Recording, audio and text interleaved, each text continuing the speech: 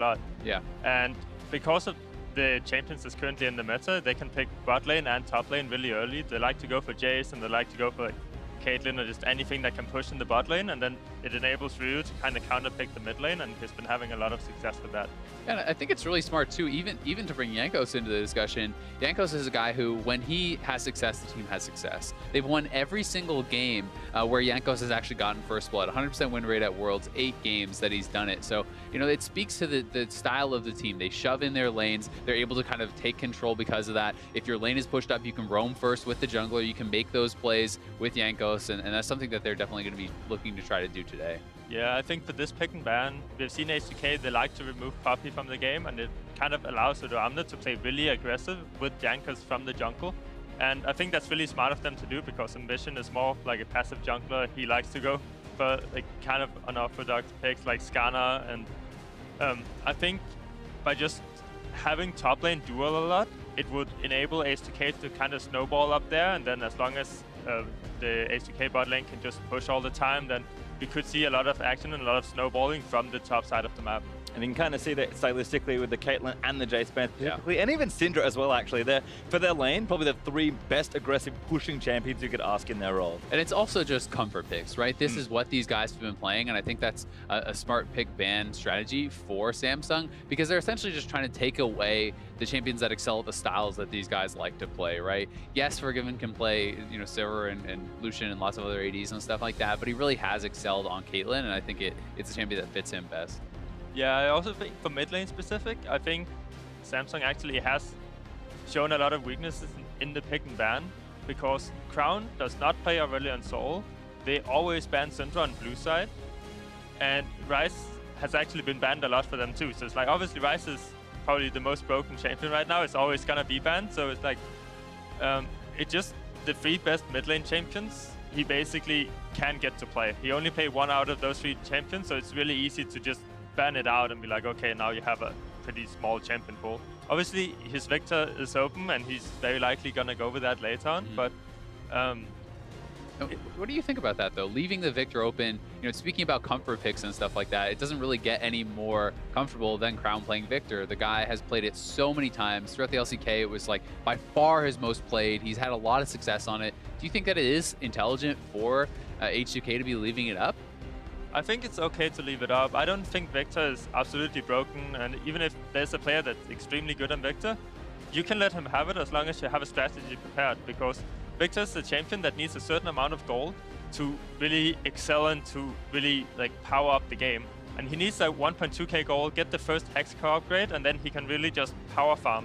But even then, he's gonna go out of mana a lot, and basically all of his abilities cost a bunch of mana. Oh boy, another misfortune against Zyra. I just can't believe we're doing it But again. yeah, the Viktor pick is something you can punish, especially in the early game, and that's kind of where H2K's strengths are. So if they really want to just snowball the game and just smash it, then leaving Viktor up is okay. Well, at some point I was like, oh, I like this picking man from H2K. I mean, Nidalee first makes sense from Samsung. It's the one jungler that pretty much no one wants to leave open, but H2K at least deciding here. Jankos goes with Olaf, Zyra. You know, these are pretty strong generic picks.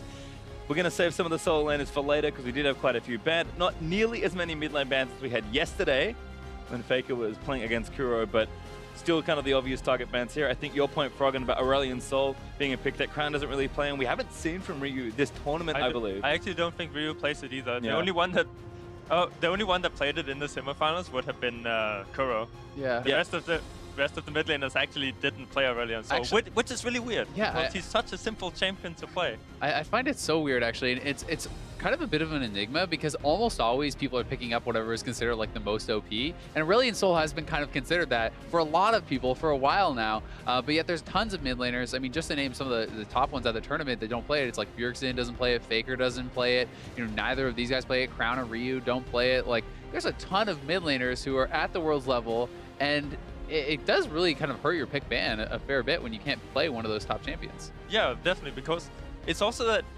it doesn't really require a lot of time onto the champion to really master it. You can still do what he's really good at doing, but basically just pushing up and roaming around. Everyone at the world stage can pretty much do that, and it just puts so much pressure onto the enemy team that there wouldn't be a reason not to pick it up, because pretty much any team you would play against would just ban it because it's such a frustrating champion to deal with.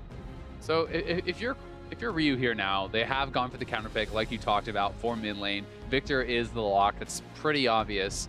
You know, what kind of a mid laner do you think you would want to play in this? Like, what is the best possible matchup you feel like you could get? Something that can enable Olaf and Kennen. Obviously, you have Sivir, so the ultimate, you don't need as much speed up. So RYU kind of has, like, basically he can pick whatever he wants. Vladimir could be a pretty decent champion because Samsung doesn't have a lot of CC to actually stop a Vladimir diving into the backline, and he has a decent matchup versus the Viktor too.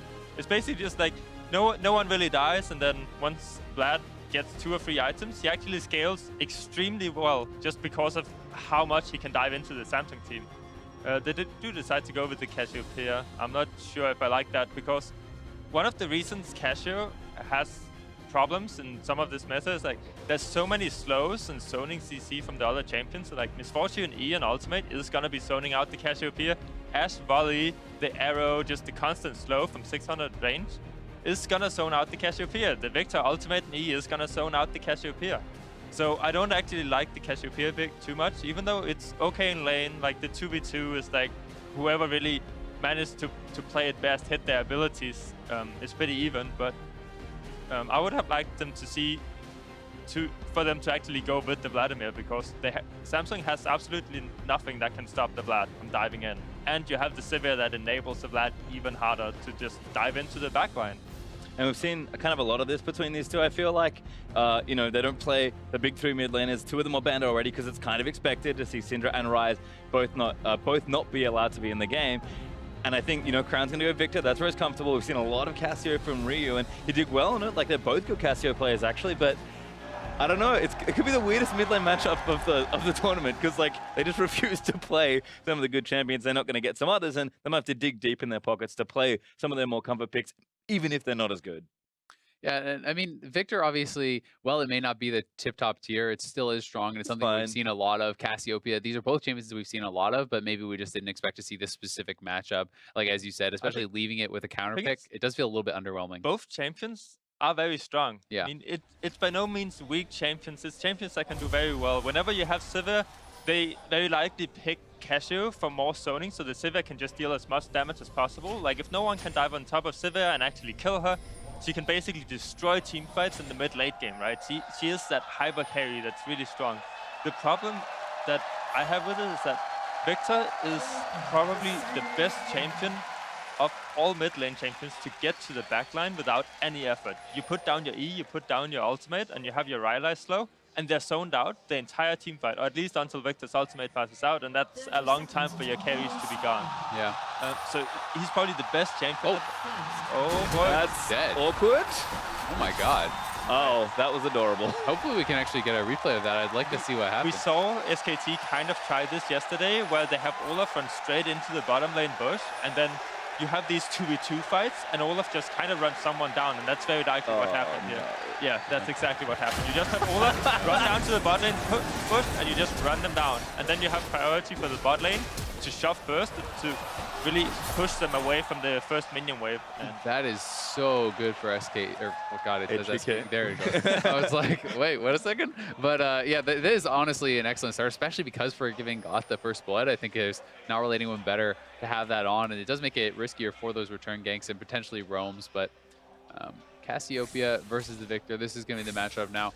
You know, do you see this as pretty much just kind of like a farm lane?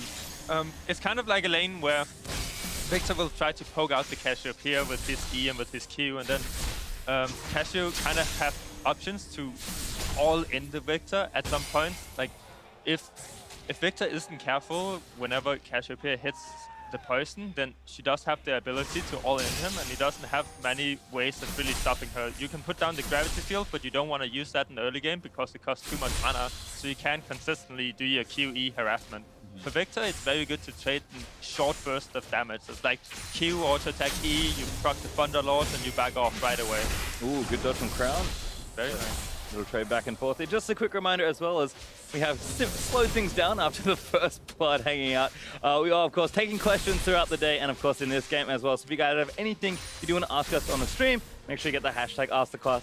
AskTheCast is tweeting at LOL Esports, so we'll address your questions about anything really, but usually about the game. If you guys want to ask Froggen in particular something about mid lane, we can bring that for you as well. But it'd be really cool to see this matchup. Both these champions, you know, not a whole lot of blinks, not a whole lot of dashes going on, so a lot of these little positioning things are going to be important in the lane. And RYU, I think the other reason he maybe likes the champion is just stylistically, he's able to at least push up and be aggressive, particularly in the early game before Viktor does get that first tech score upgrade. Yeah. The problem with Cassiopeia pushing up Viktor is that when Viktor's close to his tower, it denies Cassiopeia of the ability to put on a lot of pressure. Oh, and we see a bot lane gank.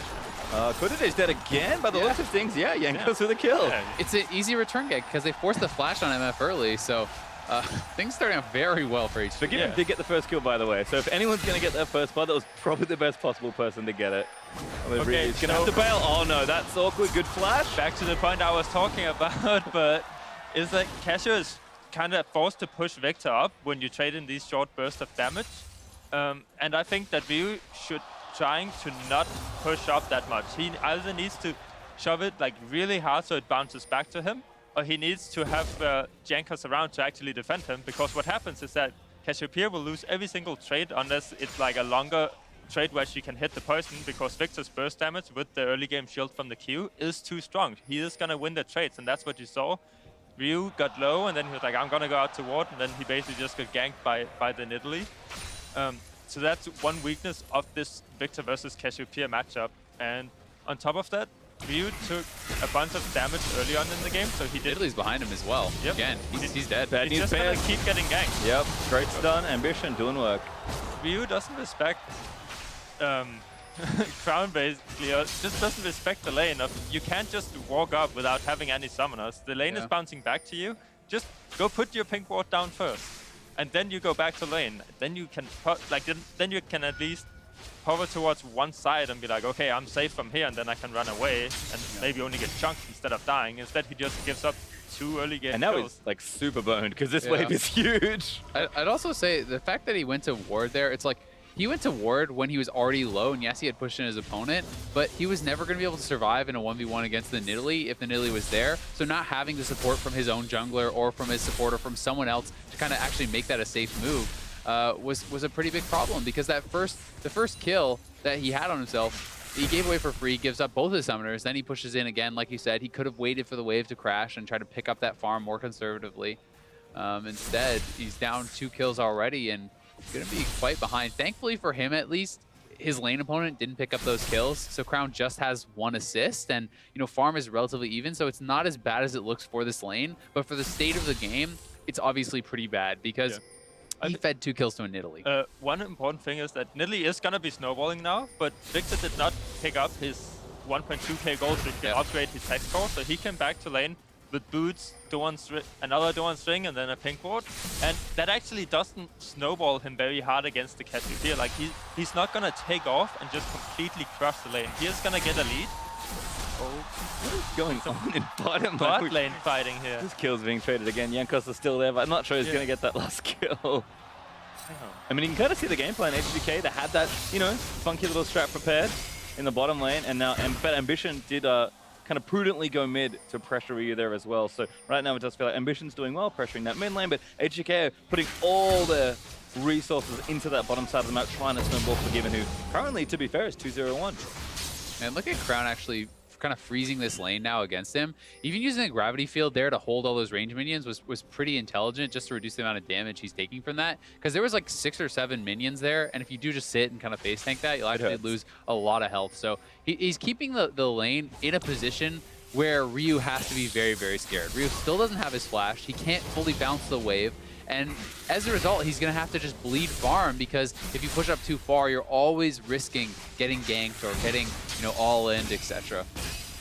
Yeah, it's also just how the matchup goes, that Viktor wants to sit in front of his tower, so Cassio cannot run him down. Because even though RYU is behind, Viktor doesn't have any resistance, he doesn't have any extra protection, even though he has a lead. Because he doesn't need that certain amount of gold, right? So he's not going to get magic resistant, he doesn't necessarily get faster before his second upgrade. So Cassiopeia can actually still run down Viktor if she hits a lot of poison, so you usually want to just have the minion wave in front of the tower rather than at Cassiopeia.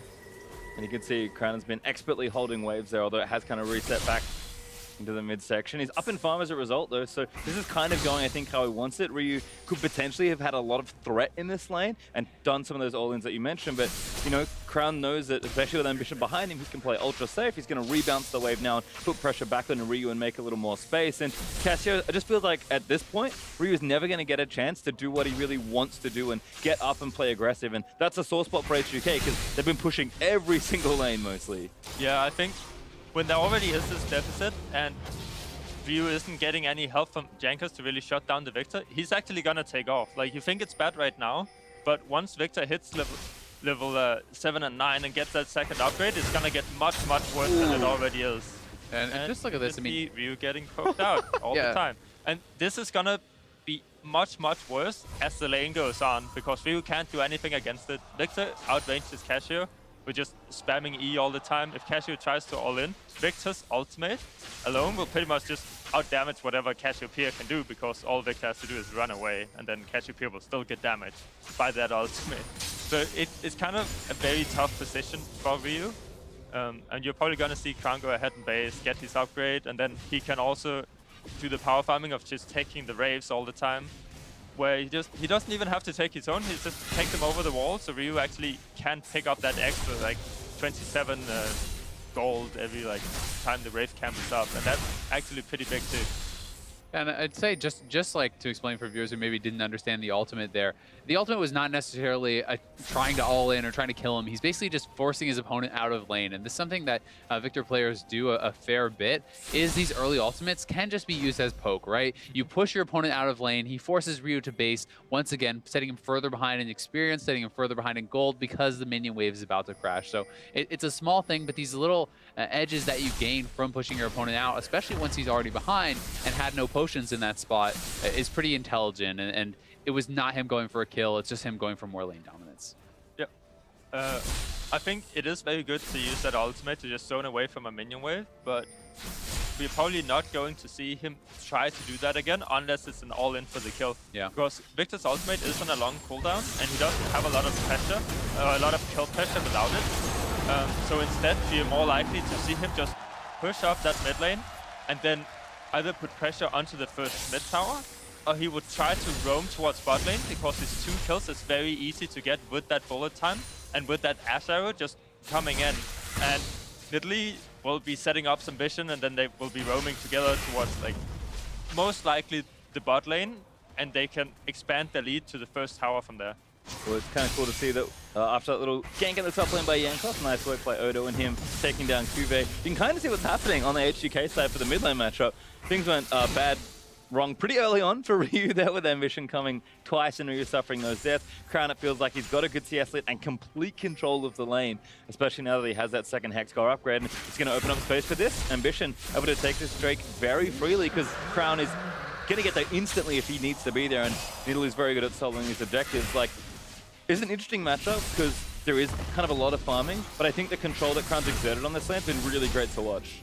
That certainly has, and I mean, thankfully for RYU, although obviously everything kind of went tragic pretty early, the rest of the map is doing well for his team, right? You know, top lane is winning, bot lane has those kills, they're down in CS because it is this really tough matchup, but they have avoided dying and they are ahead in gold because of the kills that they've picked up. So things are looking pretty good for them, but it does kind of make you a little bit worried as far as what you talked about, Froggen, where it's like, it's already tough for Cassiopeia to get involved in these fights and to get in, and you really have to kind of pick your moments in those cases, and it's like, if you're behind even more, then it becomes even tougher, because those small windows that you have to do damage and to get in there are just not as effective. Yeah, I mean, right now, it's pretty much impossible for RYU to trade, because he has a disadvantage in levels and in items, and he is basically never going to out-damage Viktor right now. Even in an all-in, Cassiopeia will not win. So what's gonna happen is he's gonna constantly be pushed up, there's gonna be pressure onto the mid tower, and then it's kind of up to H2K to try to kind of negate that pressure as best as they can. Like, if he decides to go around the map, we saw Vander use his flash on bot lane earlier onto the Zyra, so it's basically a free kill if Crown decides to go down there. Then H2K has to be really fast at either leaving the tower or at least killing the minion wave so they can't get that first tower gold.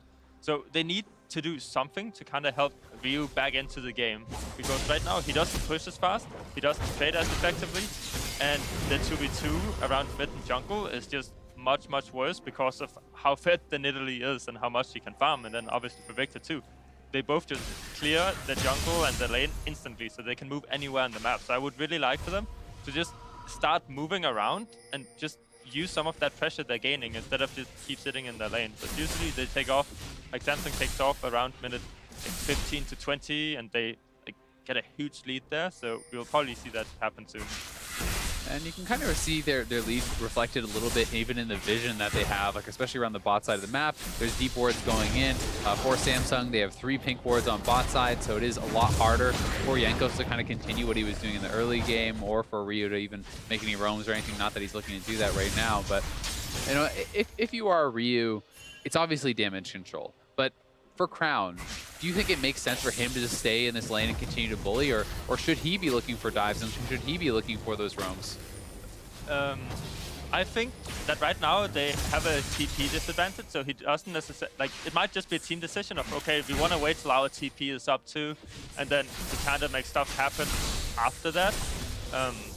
But yeah, I think it's more just a team decision. I think definitely you would want to expand that lead to somewhere else in the map, because getting the tower alone in mid is pretty difficult. But you also saw it here. Crown used his ultimate in mid to kind of push RYU out of lane, and then they just rotate bot, and it's a very free tower for them. Yeah, it was nice. So a bit of mispositioning there from RYU. Almost clipped him with the gravity field, but was allowed to just use the ultimate and zone him away. Ambitions here, hello! It's on a RYU again. That arrow almost gonna hit, but nice little sidestep from RYU. That's good sidestep from RYU. I also actually don't like the ultimate that Crown did, where he just tries to zone RYU away, because basically, Crown, all he has to do is use his E on the minions, and then he can move towards bot anyway. Cassio is gonna be stuck in mid lane. You don't have to try to actually kill her. It's much better if you have your ultimate for when the fight actually breaks out. If you don't have that ultimate, it's just so much weaker. But obviously, it worked out. They got the free bot lane tower. H2K was forced to give it up basically. And even now, Sivir is known as a champion that can wave clear a lot, especially when she gets a VS sword. And normally people like to put Sivir mid. The problem with putting Sivir mid against Viktor is that he has so much damage that she can spell shield everything that Viktor does. So he can basically one-shot the Sivir at this point in the game, where all he has to do to one-shot is just auto-attack QE ulti, and she basically has to pop her ultimate and run away. And it's not very fun for H2K to play against this kind of champion right now. So they just have to try to kind of get back into the game as much as they can. Find some way to get pressure back. They've tried it to get it through top lane, so maybe Odoamne can stop that if Samsung decides to group up mid with Arrow and all these abilities to kind of zone H2K away. They actually are going to make the switch, maybe by the looks of things, for Given currently hanging around that midsection. RYU going bot, so they actually will swap it up. We do have a question out there from Twitter though. The Garden Girl asked, why not pick Zilean? There's something else to come. Well, they have got Crown. Not going to die though. Stranglethorn's not quite enough. I think Zilean would be another very great pick. Anything that kind of enables the Kennen, enables the Olaf, even enables the Sivir to some extent, would just be great to have right now. So it's just champions that could do that would be Zilean. It could be Karma, even Orianna. We saw that work out really well for Faker yesterday against Viktor. It's just champions that kind of has this kind of protection, but also has a bunch of damage to kind of kill squishy lineups, which Samsung's Galaxy lineup is. It is squishy. So I would have liked to see something like that too. I don't think the Cassiopeia pick is working out the way that H2K wanted to. Yeah, certainly not. I definitely think there's no... It's just personal preference, right? Yeah. They obviously decided they were more comfortable with the Cassiopeia. They wanted maybe the additional teamfight damage or whatever, but I think that Zilean would have certainly worked very well here. And that's when we were talking champ select, they're like, oh, these are the things they need. And I was like, oh, so they're going to pick Zilean. So, yeah, guess I was wrong. I mean, yeah, I think, again, preference is certainly important. Both RYU and Crown on champions, they like RYU is someone that likes to play the more damage. Yeah, he likes to be aggressive. He wants to be a carry. The thing is, Vladimir was open. Yeah. You can do that on Vlad. Even if you, it's so hard for Vlad to die to a Nidalee ganking and even to a Viktor early game. Viktor is going to go out of mana, and you kind of just sit there and sustain as Vlad. So that's something that would be able to negate the pressure and kind of still do his job later on in the game. But, maybe he can still do that, but normally when I see this happen to Cassiopeia when playing against Viktor, it's just going to be an absolute stomp. CuVee looks like he's in trouble in the pit there. Yep, he is dead. Odoamne getting another kill. So top side is going well, at least for H2K. Bottom lane had some struggles after their early wins. that did lose their tower, and mid has certainly been going wrong early here for RYU. We can check in with the builds now, though, as Crown is busy clearing wards and counter jungling. Got complete control here in the bottom side. We saw Faker yesterday go for Litbane second here. I imagine that's a Rylai second for Crown, though. We'll see where he finishes the Hex core. It's always going to be Rylai's second item on Viktor. We did see Litbane Shaker, but Faker. Not a lot of people do that. I believe Faker is the only one that has actually done that so far, and then some people do get the Litbane later on, like third or fourth item. But Rylai's is the most common thing to do.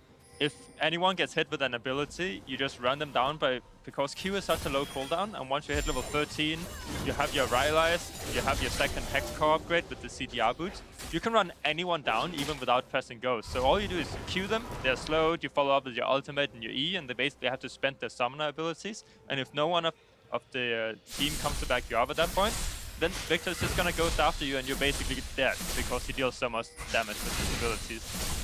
So it's a very common build. The only weakness with that build is the mana cost. Viktor's abilities cost a bunch of mana, and Viktor has to manage that very carefully of not just spamming his abilities whenever he can.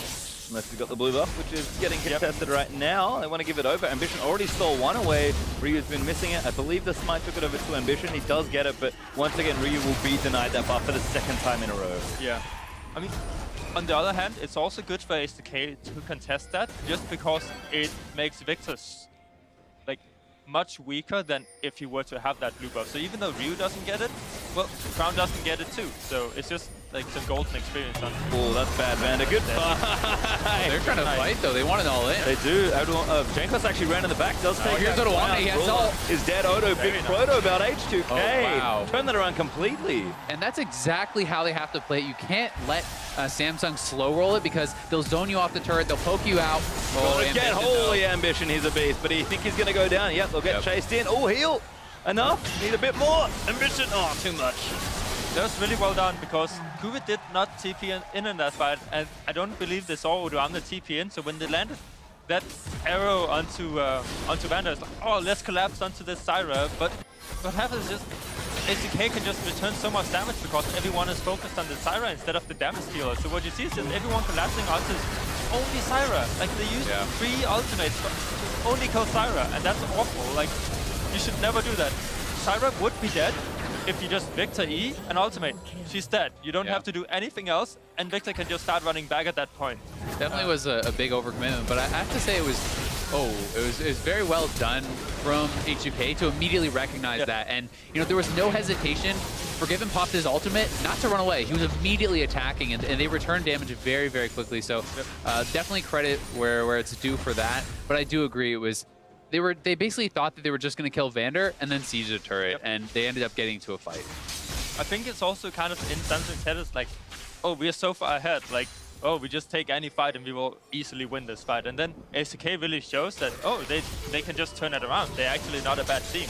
And yeah, that is very good from ADC. Like, RYU got his W down on the ground, onto Crown, when Jankos was running at him at the same time, and it's just really hard for him to survive. So that's what they have to be careful of. They can't commit too hard onto the backline. Just let the long-range champion kind of like do all the work.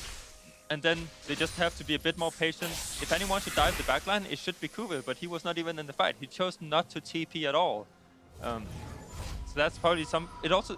the engage from Samsung also shows what they really want to do in the game.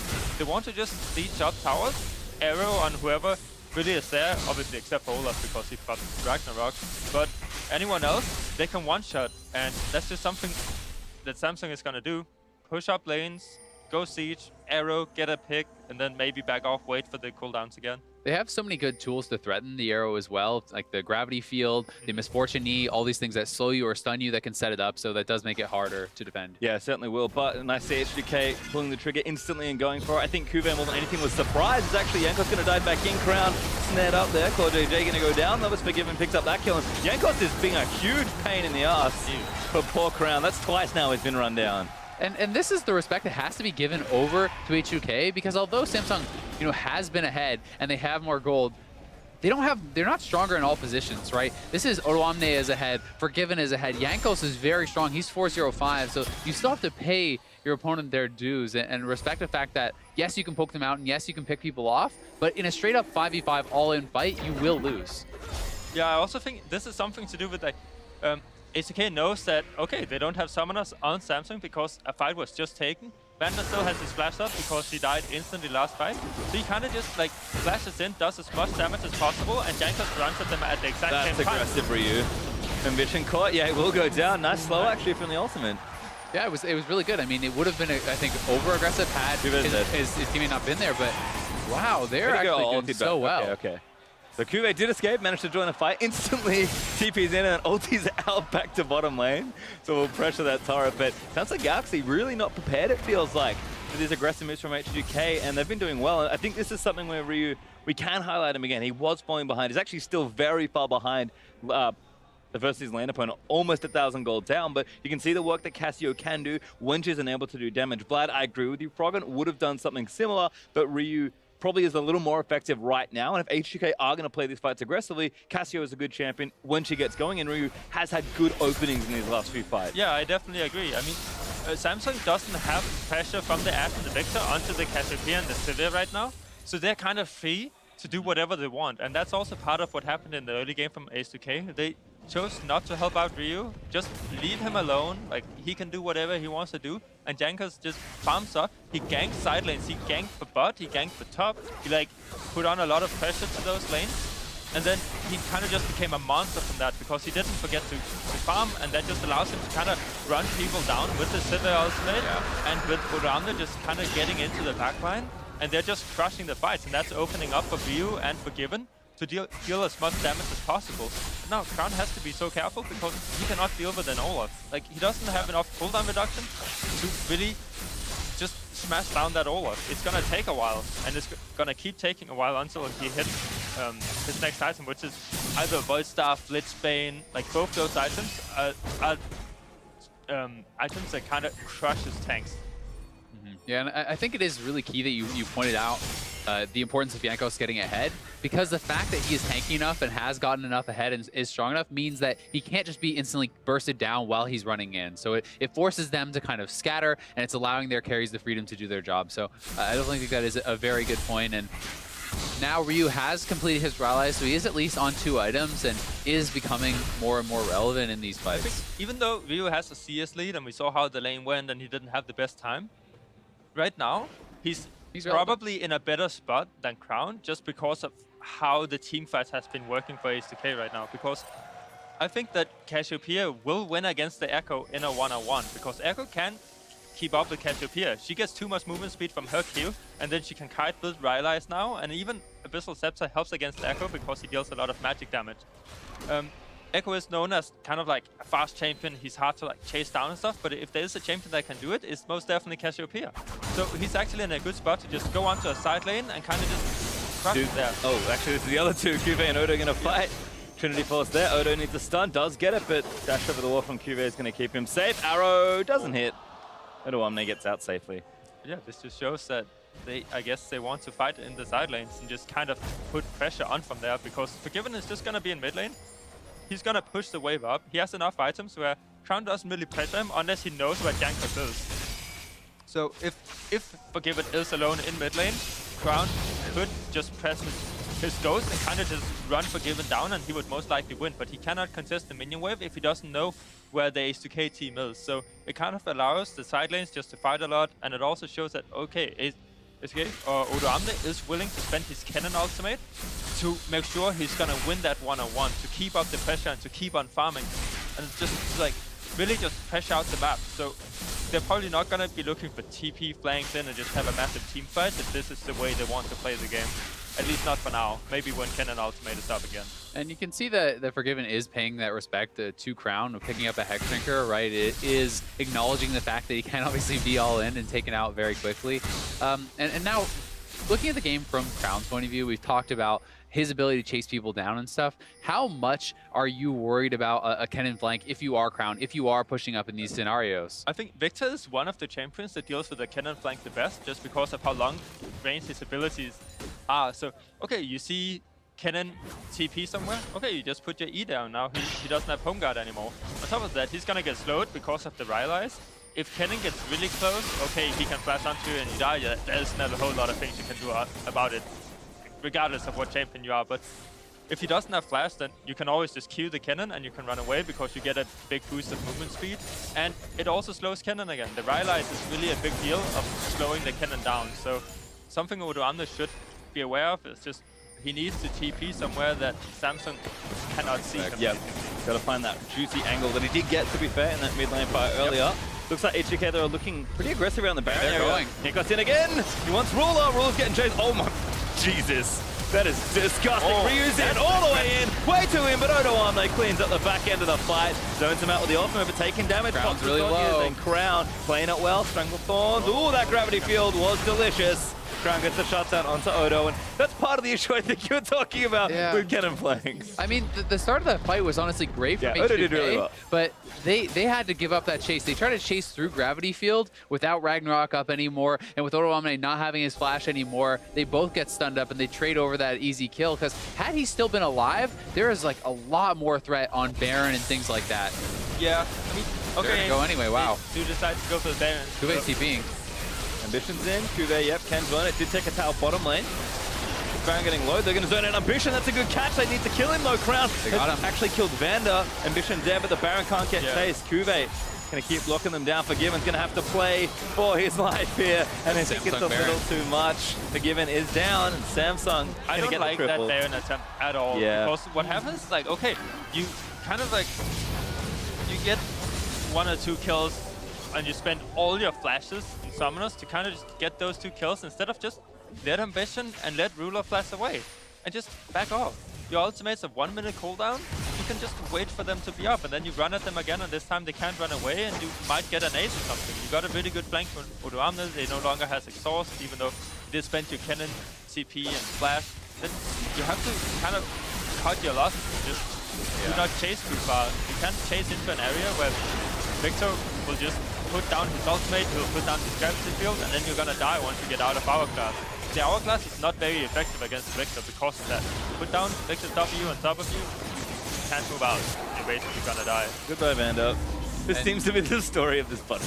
Yeah, I mean, you could see, and the thing is, it's like, had they killed 2 people or something, then maybe would have made more sense, but they actually traded kills and then went for a Baron after that, not having the summoners. So, I mean, had Odoamne been alive and stuff, then maybe that makes more sense, but it was very risky, and to me, that kind of is speaking a little bit about the mindset of the team, where they felt like they had to take a big risk to be able to do something, to be able to either close it out or get ahead or whatever.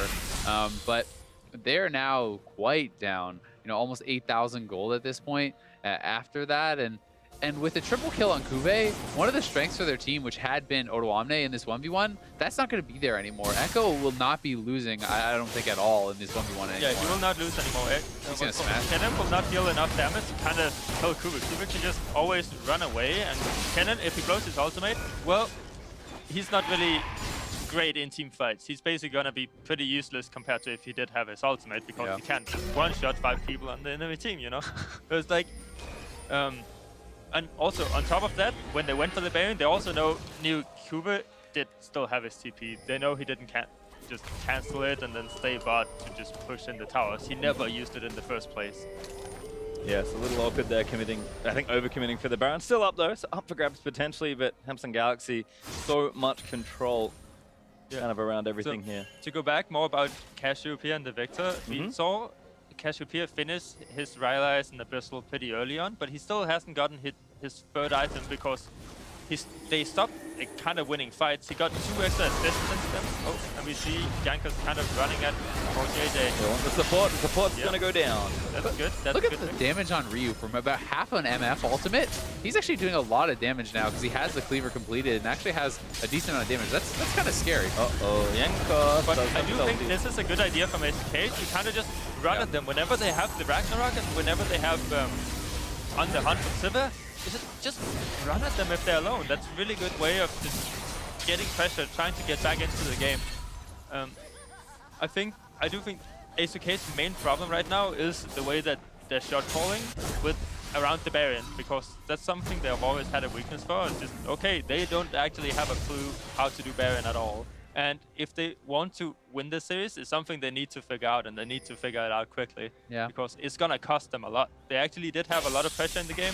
They were in a really good position to kind of pressure out Samsung and just basically do a lot in the game and start to close it out. But then they just threw everything away by going for a random Baron without really controlling it. Honestly, it's been a problem for a lot of teams at Worlds. Even yesterday in Rocks versus SKT, which was a fantastic series, by the way, if you haven't watched it, we saw Rocks lose multiple games. You know, the last 2 games were basically both lost off of random Baron attempts, right? Where they just went, well, I guess it's time to do a Baron now. We cleared out their pink ward. I guess we'll try it.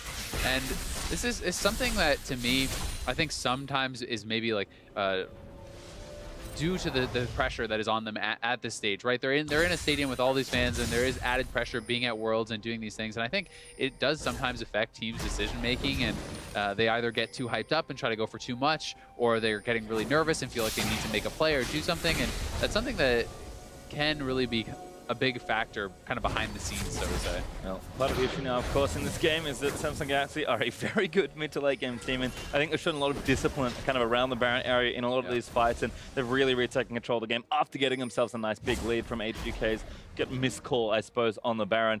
Of course, circling back to mid lane, Crown, insanely strong at this point on Viktor. Void stuff done, Nidalee large rod up, so whatever big AP item he wants next, he's going to claim. He'll get the blue buff, he's level 17. Like, this is your time to shine as Viktor. I would have liked to see him go for something else that gives him mana, because right now, I mean, obviously he got blue buff, so he doesn't necessarily need the mana right now, but in teamfights, it's okay, they can just wait for him. If Crown likes to spam his abilities with just E, whenever he sees someone, well, he's gonna poke them with an E, and that's like 100 and something mana every single time. So they can just wait for him to get low on mana, and he has no way of getting that mana back in a teamfight. And on top of that, going for something else than Death Cap, Loot and Sack, or whatever he's gonna finish up, then it's like, okay, if he goes for Death Cap, he has a bunch of damage, I can understand it, but in this tournament, he's been liking to go for the Loot and Sack I've seen. And if you want that extra movement speed and extra burst from that extra AP scaling that it gives, go for Lich Bane instead. It gives you mana, it gives you an extra auto attack, and it's very easy for you to auto attack people in team fights because Olaf is basically running in. So you can destroy the Olaf if you go for Lich Bane instead, and you still get the movement speed from that Lich Bane. You don't need to get it from Loot and Sack. So I would have liked to see, okay, it is the Death Cap, so that's great. He also sits on 30% CDR, so the reason not to go Morelonomicon to kind of cancel out the amount that Sivir and Cassiopeia heals from their abilities would also be to just like reduce their healing. It's not worth it if you lose 10% CDR because you already have the 30%. Don't worry, CoreJJ's got that covered as well as he is going that Mortar Reminder Black Cleaver build. We saw it yesterday from Gorilla. Samsung are still in control. H2K, they're fishing for a team fight. Elder Dragon up in 50 seconds. Could be a window to make something happen. Odo ready to go with actually a decent amount of damage and the flank. And we kind of have seen the team fighting prowess that H2K's comp can bring, but Samsung, as always, going to play it nice and controlled. Just take over the map, get that good vision, steal a red buff. Yeah, right now, H2K is kind of in a position where they need to do something. CuVee is constantly going to pressure the bot lane tower. He's just going to E into the tower all the time. Odoamne has no way of killing him. Basically, if he wants to kill CuVee, he needs to spend the Kennen ultimate, and that's not necessarily worth it, because if he does not get the kill, well, Samsung can just take any team fight and they're basically gonna win that. Yeah, they can even force around Baron and stuff without that Kennen ultimate very easily. Another thing is, since they have Zyra support on H2K's side, Jankos is forced to go for Aegis, get that lock hit in for obviously the AoE magic resistant and kind of the shield. But he doesn't have any other magic resistant items, which means Crown right now, even Ambition, is just gonna power through him. He is not very tanky, even though he's 5-1 and 10. Then he's gonna get melted in teamfights now. And that's one of the kind of trade-offs of going for these more kind of supportive type builds, where he goes, for the locket. Now, it's too late. Way too late. Yeah, I mean, Samsung Galaxy again. We talk about how good their mid to late game control is. They're losing the turret as well. Yeah, there's stuff's going on here. Looks like CuVee is going to get away, but he took a turret and Samsung Galaxy took a Baron. That's about the maximum as far as the setup they had. Also, CuVee plays this really smart, and you can show that Samsung just wants to execute their strategy, because he would very likely have won that one-on-one with Odoamne, but he did not want to risk trading his own life for that. So instead, he just bases, ultimates back, gets full HP, and now he can pressure the inhibitor tower. Odoamne might actually just die here, to be honest. His team needs to come help him out.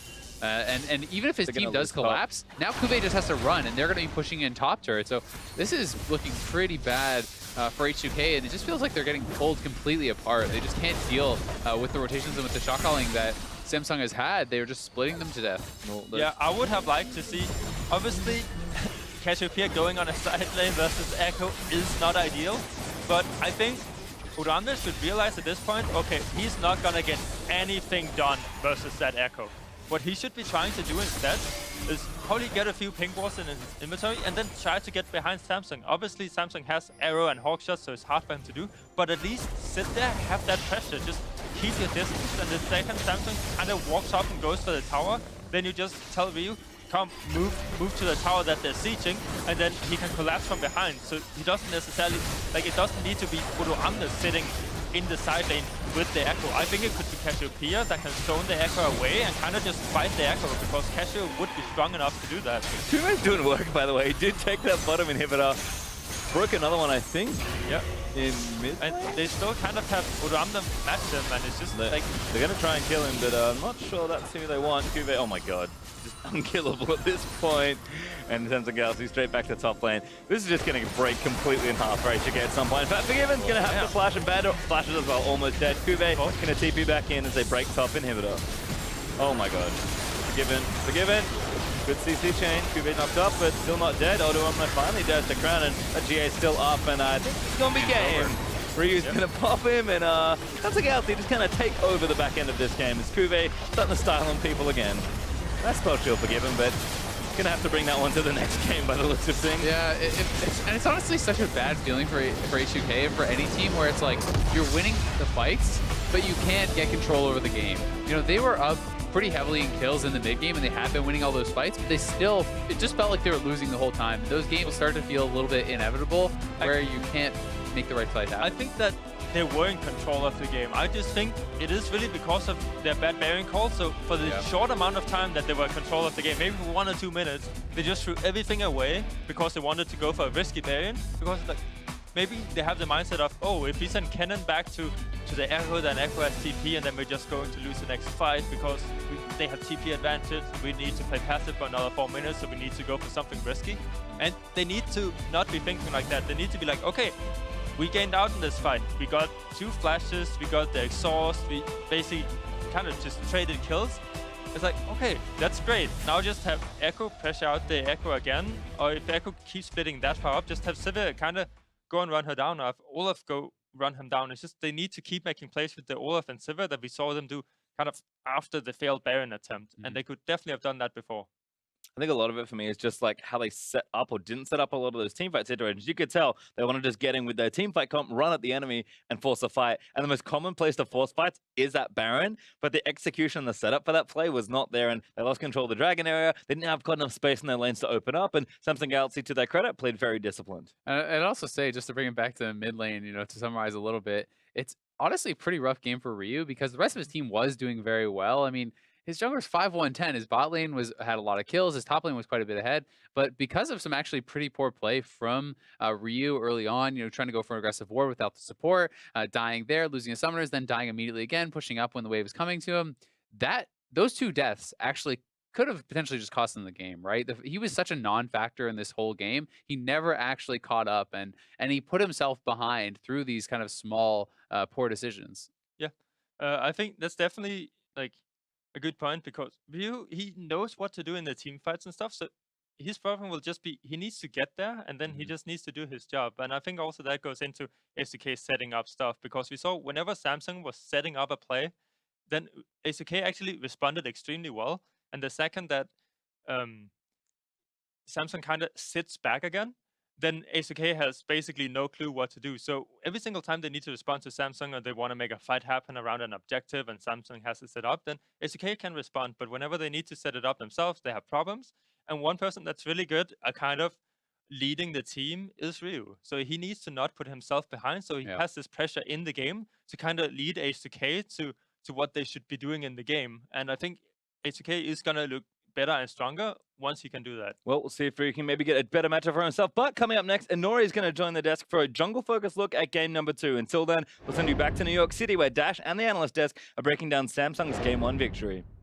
Ashe